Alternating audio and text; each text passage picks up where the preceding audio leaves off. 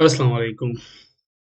तो जैसे मैंने कल की वीडियो में स्वीडन के बारे में कुछ चीज़ें एक्सप्लेन की थी, तो उसी को कंटिन्यू करते हैं कि बेसिकली अगर आप मास्टर में एडमिशन परस्यू करना चाह रहे हैं ऑटम 2022 के लिए, तो बेसिकली आपको कौन-कौन सी चीज़ें प्रिपेयर करनी है। इसके अलावा यहाँ पे अकाउंट का क्या प्रोसीजर है, प्रोग्राम सिलेक्शन कैसे करनी है, इसके अलावा प्रोग्राम को आपने बेसिकली ऑर्डर कैसे करना है ताकि आपको पहली चॉइस मिल जाए जो आपने सेलेक्ट करनी हो। और इसके अलावा डॉक्यूमेंटेशन वगैरह आपने कौन-कौन से अपलोड करनी है, फ़ी जो यूनिवर्सिटी उसकी एप्लीकेशन फ़ी है वो आपने कब पे करनी है और ये सारी चीज़ें। तो स्टार्ट करते हैं इनकी डेडलाइन से 18th ऑफ अक्टूबर से इनके एडमिशन ओपन हो चुके हैं। 17th of January a last date है बेसिकली अपने प्रोग्राम्स को रैंक करने की। उसके बाद सेकंड ऑप्शन आ जाता है 1 फरवरी तक आपने आपके सारे डॉक्यूमेंट्स अपलोड होने चाहिए और इसके अलावा आपकी जो एप्लीकेशन फ़ी है वो आपने पे कर लेनी चाहिए। तो प्रोग्राम सिलेक्शन और उस पे जाने से पहले बात कर लेते हैं एंट्री रिक्वायरमेंट की और स्कॉलरशिप की। तो एंट्री रिक्वायरमेंट में बात करते हैं पाकिस्तान की पर्सपेक्टिव से। अगर आप यहाँ से अप्लाई कर रहे हैं सेम पर्सपेक्टिव बाकी कंट्रीज़ में भी अप्लाई होता है, जिसमें हमारे पास मास्टर के लिए क्या कौन-कौन से डॉक्यूमेंट्स रिक्वायर्ड हैं और इंग्लिश के लिए बेसिकली आपको क्या-क्या चीज़ें चाहिए। तो मास्टर के डॉक्यूमेंट्स में अगर हम जनरली बात करें तो आपकी जो बैचलर की ट्रांसक्रिप्ट है और इसके अलावा जो बैचलर की डिग्री है यहाँ पे अगर हम जाएँ मीट द एंट्री रिक्वायरमेंट्स तो यहाँ पे हम कंट्री वाइज़ चले जाते हैं। तो यहाँ पे अगर हम स्क्रॉल डाउन करके अपनी कंट्री के नाम पे चले जाएँ, जैसे पाकिस्तान है, तो इस पे चले जाते हैं बेसिकली एंट्री रिक्वायरमेंट। तो यहाँ पे देखें क्लियर लिखा हुआ है 4 ईयर बैचलर डिग्री, ये मास्टर की बेसिकली रिक्वायरमेंट है। कुछ लोग कन्फ्यूज़ हो जाते हैं मिनिमम क्रेडिट्स और इन चीज़ों पे, तो वो कंट्री टू कंट्री वेरी करता है और अगर अगर पाकिस्तान के क्रेडिट आवर्स को यहाँ पे कन्वर्ट किया जाए तो ऑलमोस्ट ये इक्वल हो जाते हैं क्योंकि यहाँ पे कभी-कभी क्रेडिट आवर्स और ये चीज़ें डिफरेंट लिखे होते हैं। मिनिमम ऑफ 124 पाकिस्तान में जितनी भी तकरीबन 4 ईयर डिग्रीज़ हैं वो इससे अबव होती हैं 130, 132, 140 तक। तो अब बात करते हैं यहाँ पे कुछ चीज़ें इन लोगों ने लिखी हुई है जिसमें अल खैर यूनिवर्सिटी, मोइनुद्दीन यूनिवर्सिटी ये जो है उनका सिर्फ़ मास्टर डिग्री या फिर 5 साल की स्टडी होनी चाहिए अगर वो मास्टर में एप्लीकेशन के लिए इंटरेस्टेड हैं। 2 प्रोग्राम जिसमें इन लोगों ने स्पेसिफ़िकली मेंशन किया है बैचलर इन होम्योपैथी और मास्टर टेक्नोलॉजी ये बेसिकली एलिजिबल नहीं है। अब बात करते हैं इंग्लिश लैंग्वेज रिक्वायरमेंट की। तो इंग्लिश लैंग्वेज रिक्वायरमेंट में तकरीबन जितनी भी पाकिस्तान की यूनिवर्सिटी हैं वहाँ पे अगर आपको इंग्लिश लैंग्वेज प्रोफिशिएंसी सर्टिफिकेट मिल जाए तो वो मोर देन इनफ है इनके लिए। लेकिन यहाँ पे कुछ चीज़ें इन लोगों ने लिखी है bachelor in information technology will not meet the English language. तो जहाँ पे इन लोगों ने स्पेसिफिकली लिखा हुआ है कि ये चीज़ें मीट नहीं कर रही है तो अगर आपका टाइटल बैचलर इंफॉर्मेशन टेक्नोलॉजी है तो आपको यहाँ पे केयरफुल रहना है। उसके बाद फेडरल उर्दू यूनिवर्सिटी यहाँ पे उन लोगों ने क्लियर लिखा हुआ है कि ये हमारी इंग्लिश लैंग्वेज रिक्वायरमेंट मीट नहीं करती, तो अगर आपने वहाँ से किया हुआ है तो फिर आपको बेसिकली इंग्लिश लैंग्वेज की तरफ जाना पड़ेगा आपको। जैसे आइल्ट्स वगैरह या टोफल है या जो भी यहाँ पे एक्सेप्टेबल है उसकी तरफ जाना पड़ेगा।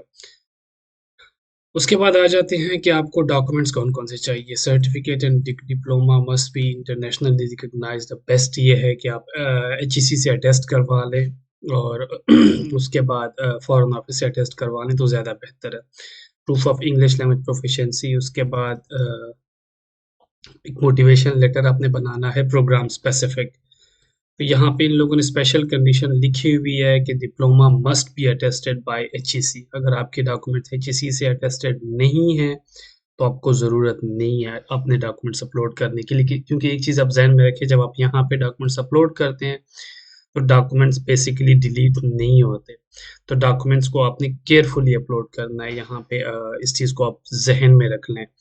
अगर आपने डॉक्यूमेंट्स अपलोड कर लिए और बाद में आपने उनको बेसिकली डिलीट करवाना है तो वो पॉसिबल नहीं है। तो इससे अच्छा है कि आप अपने डॉक्यूमेंट्स को क्लियर कर लें।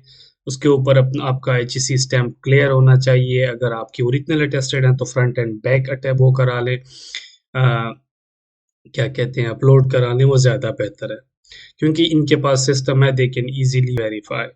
आपका जो क्या कहते हैं आईडी और ये नेम वगैरह है ये सेम होना चाहिए, क्योंकि फीमेल का नॉर्मली शादी के बाद चेंज हो जाता है। तो आपने ये चीज़ें अगर वो है तो फिर आप उसको एक लेटर बना देंगे कि चूंकि शादी के बाद मेरा नाम चेंज हुआ पड़ा है, तो वो नॉर्मली इशू नहीं करते। यहाँ पे इन लोगों ने स्पेसिफिकली मेंशन भी किया हुआ है कि documentation for example marriage certificate if you have been married, तो ये या आपका बर्थ सर्टिफिकेट, और अगर डिफरेंट है तो फिर ये चीज़ अपने ज़हन में रखनी है। यहाँ पे क्लियर लिखा हुआ है कि अगर आपके डॉक्यूमेंट वेरीफाइड नहीं है तो बेसिकली वो मीट नहीं करते। तो ये हो गई बेसिक सी रिक्वायरमेंट और इन चीज़ों के बारे में। तो अब आ जाते हैं बेसिकली अकाउंट क्रिएशन की तरफ। अकाउंट क्रिएशन के लिए अगर आपका अकाउंट नहीं बना हुआ है तो आप सिंपल से अकाउंट क्रिएशन में जाके अब यहाँ पे do you have a Swedish personal number, no obviously. तो यहाँ पे name, full name, date of birth, legal name, address जो आप वहाँ पे मेंशन करेंगे अपनी कंट्री का, email address, third party accept, definitely आप इसको नो करेंगे। उसके बाद आप क्रिएट अकाउंट की तरफ चले जाएंगे, आपको ईमेल आएगी इसके बाद। तो ईमेल के बाद आपने लॉगिन कर लेना है, जैसे मैंने ये भी लॉगिन कर दिया।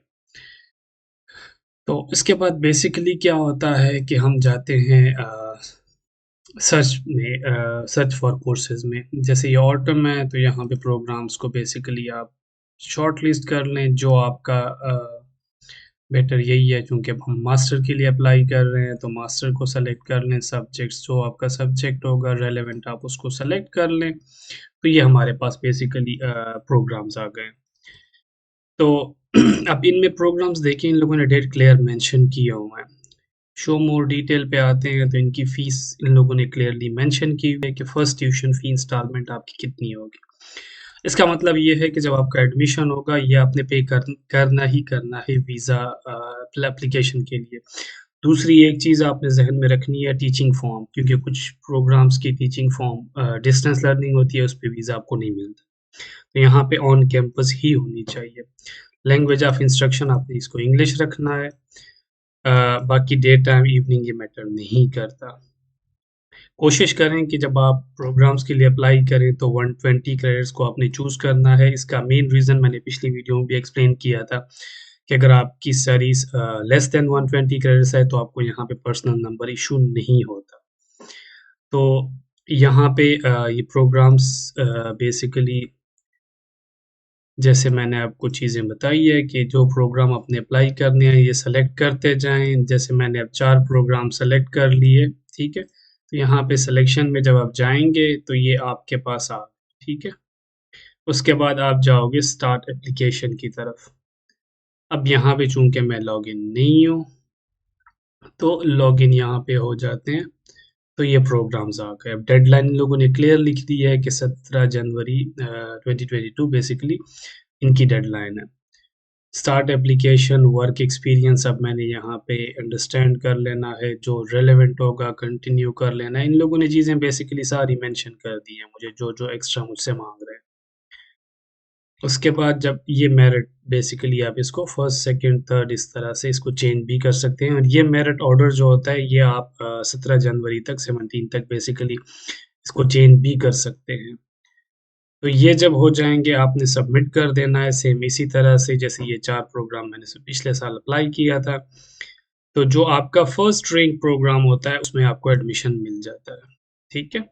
इसमें हर प्रोग्राम की ये मेरिट रैंकिंग करते हैं और उसी के हिसाब से ही आपके एडमिशन चांसेस होते हैं। जैसे मेरे 4 प्रोग्राम थे, तो चारों में ही मेरिट रैंकिंग कंप्लीट थी। ये नेक्स्ट वीडियो में एक्सप्लेन करूँगा कि बेसिकली मेरिट रैंकिंग और ये चीज़ें किस तरह से ये लोग क्या कहते हैं रैंक करते हैं प्रोग्राम्स को। तो बाकी वीडियोज़ में मैं एक्सप्लेन करूँगा कि आपने कौन-कौन से प्रोग्राम किस तरह चूज़ करने हैं। तो अगर आपको फिर भी कोई इश्यू है तो आप भी डेफ़िनेटली यहाँ पे कमेंट कर लें और चैनल को लाइक एंड सब्सक्राइब करें ताकि आपको आने वाली वीडियोज़ टाइम पे मिलती रहें। अल्लाह हाफ़िज़।